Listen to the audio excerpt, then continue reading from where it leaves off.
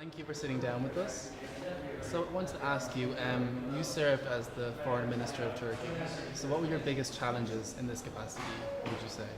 The biggest... Actually, I was foreign minister at a time very critical for Turkey's foreign policy because America was about to invade Iraq. It was in the year 2002. And the Cyprus question was very much burning.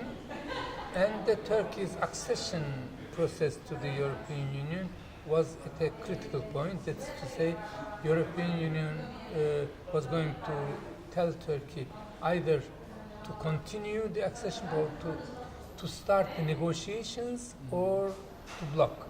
So it was at that period, and I had to take the challenge of these complicated issues, three of them. What were your, I suppose, your main duties in that role as Foreign Minister? Actually, as Foreign Minister, regarding the Iraqi invasion, Turkey's position was that Turkey's first choice was that United States should not invade Iraq at all. Okay.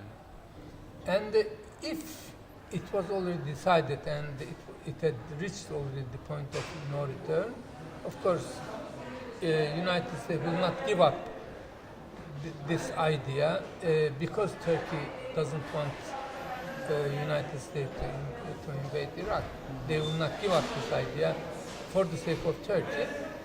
And then the next preference of Turkey was that America should preserve the structures in Iraq as much as intact as possible, especially the Ba'athist structure, because Ba'athist structure is performing a certain duty in Iraq, and if you dismantle it, then the duty which is performed by Ba'athist structure will not be performed, and there will be a vacuum, and the Iraqi society will suffer from it, and there will be negative fallout of it on the Americans, because in the Ba'athist structure there are perhaps tens of thousands, hundreds of thousands of people who are working there, not because they are militant Ba'athists, but they are working there to bring bread money to their family. So if you dismantle the Ba'athist structure, first of all, these people will be jobless and they will not be able to bring food to their family, and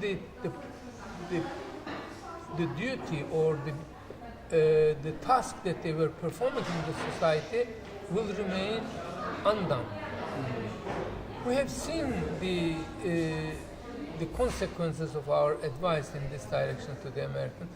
Well, when we explained this, of course, the Americans told us, yes, but we ask you one question and you are going to answer by yes or no whether Turkey is going to let the American troops cross the Turkish territory to go to open a second front in the north of Iraq or not.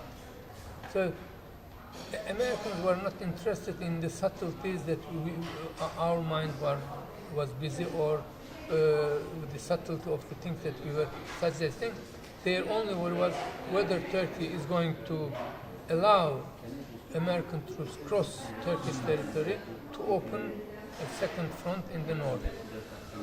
And later on, we have seen that because the Ba'athist structure was destroyed,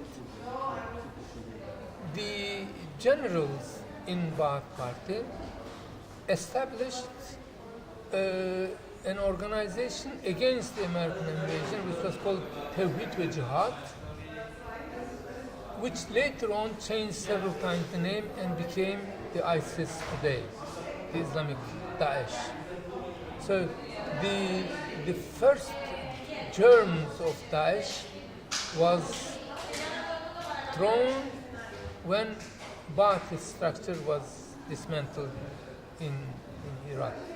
So Turkey was not able to explain this to the United States, and the United States must be regretting for having messed up everything in Iraq.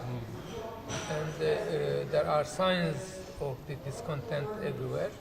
This was one thing regarding the American invasion of Iraq.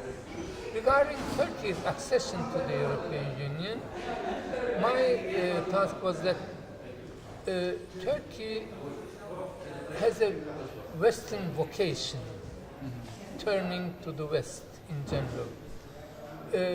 Turkey may not be ready in many fields to join the European Union, but the vocation turning to the West should remain as an ultimate goal for Turkey for a longer run. And later on, it turned out that the European Union was not very much eager to admit Turkey as a member. Then I told myself that rather than Turkey being entangled in becoming member of the European Union sooner or later, Turkey should utilize the process of accession to the European Union in order to put more order to its interior and make Turkey a country with more fundamental rights and freedom, better functioning democracy, more transparent market economy, lesser corruption. If you achieve all these things, whether Turkey joins ultimately the European Union or not becomes irrelevant. Turkey becomes something, a country like Norway or Switzerland without joining the European Union, if you achieve all these things. So rather than getting entangled on one target and in case it doesn't work, undo everything, utilize this process in order to put more order to your interior. So is it still important to Turkey to The process to is join as the important as the ultimate goal. EU? So is it still possible, in your opinion, for Turkey to join the EU in the future? In light of what I say, even if it doesn't join, if we can achieve more reforms in the meantime, this will be a gain for Turkey. And when we were given a date of 2 years period in the year 2002, we said that if Turkey achieves the Copenhagen political criteria and Maastricht economic criteria by the end of the year 2004, then negotiations with Turkey will start. This was the decision of the summit of 2002.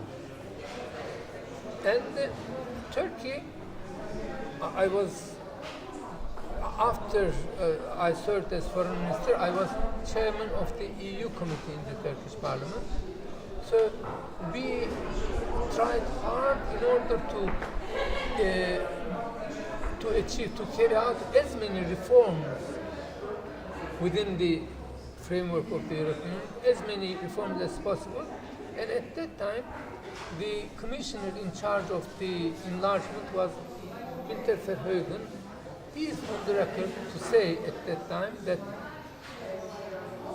the reforms that Turkey has achieved in the last 18 months are more than the reforms that Turkey has achieved in the last 80 years.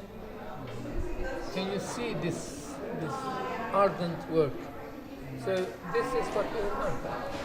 People usually say that Turkey wants to join the EU. Yes. But are there any, I don't know, factions of the government that would be against it, like totally against Turkey joining the EU? Turkey, the present government lost enthusiasm because the President Erdogan, to begin with, was disillusioned when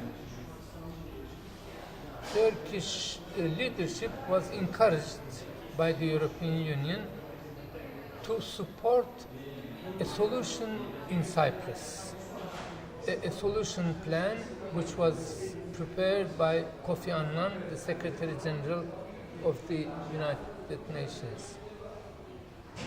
But there was a strong opposition to this plan, both in the mainland Turkey and also in the Turkish side of Cyprus.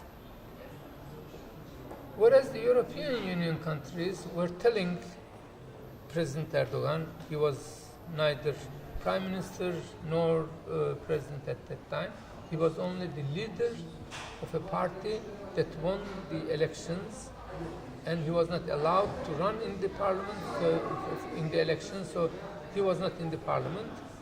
So he did not have the capacity of the Prime Minister or President, but he was the leader of the party, and he was pressed by the European Union to try to persuade Turkish Cypriots to vote in favor of this Annan plan. He took a very big risk because both the public opinion in Cyprus, in Turkey Cyprus, and in mainland Turkey was opposed to the plan. They were saying that it was giving too many concessions to the Greek Cypriots. Right? And Turkish political parties, opposition parties, were saying that this plan is not in favor of Turkey. But despite this, Erdogan took a risk. And he encouraged the Turkish Cypriot to vote in favor of the Annan plan. And Turkish Cypriot voted in favor, but the Greek Cypriot voted against it. Despite this, the European Union admitted the Greek Cypriots to the European Union. Greek Cypriots that voted against the Annan plan, which was also supported by the European Union, and the European Union did not admit Turkish Cypriot who voted in favor of the Annan plan. This caused an enormous disillusionment in the mind of Erdogan. And since that time, he does not believe what the European Union leaders tell him. Let's talk about cultural diplomacy. In your speech, in your previous speech, you mentioned that we need cultural diplomacy not only between different cultures, but different countries, but also within the Arab world. That the Arab world is full of different cultures and diversities. But how, in your opinion, how we can use cultural diplomacy for bringing together people in the Arab world, is people of Islam religion? First of all, the culture of conciliation did not develop in the Middle Eastern countries as much as it developed in the European countries. It's a culture of diplomacy, culture of conciliation, agreeing on something, discussing, and meeting somewhere in the middle. This culture did not develop. There are cultural reasons behind it that goes back to centuries. Because in the Arab culture, the resources are scarce. There is one oasis in the middle of the desert. There's one tribe here, another tribe there, and the water in this oasis is enough only for one tribe. You have to kill the other tribe in order to survive. So this is, of course, very old Middle East. It's not present Middle East, but this culture of seeing legitimate to exterminate the other side for the survival is more nuanced in many countries in the mind of people in the Middle East. In Europe, it did not work that way. they found a way to meet halfway by negotiations. All negotiations, of course, do not strike the right balance, but in most cases, it is better than fighting each other and not agreeing at all.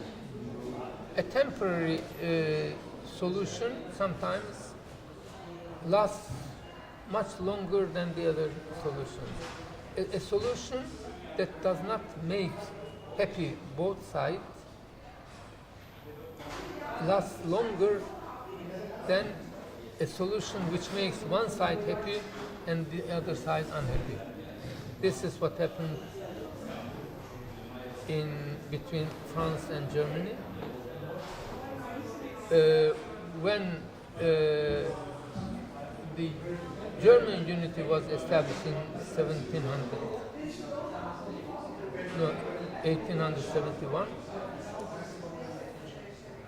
the French attitude was not happy. They were not happy with the Alsace, and they fought. And in the First World War, Germany was beaten. Very harsh embargo was imposed on the German people. Many wise people at that time said that you should not humiliate that much a country because it may fire back. And this is what happened. In 1930s, Hitler emerged and again brought Europe to the war, causing millions of people to die. Why?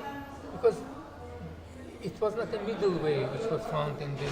It was a crushing loss of the war and crushing victory of the French side on Germany, or the Allied side on Germany.